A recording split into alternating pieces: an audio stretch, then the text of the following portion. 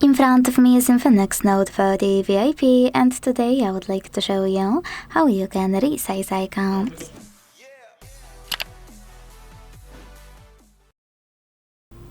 First of all, you need to hold your display and wait for all of those options at the bottom to show. When they do, hit Settings at the bottom right corner and then tap on Appearance.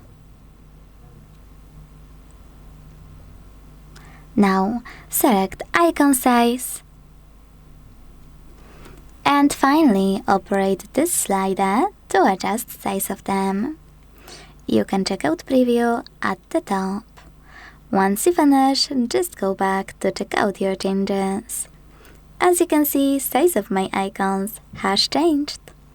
Thanks so much for watching. If you enjoyed this video, leave a like, comment and subscribe. Bye!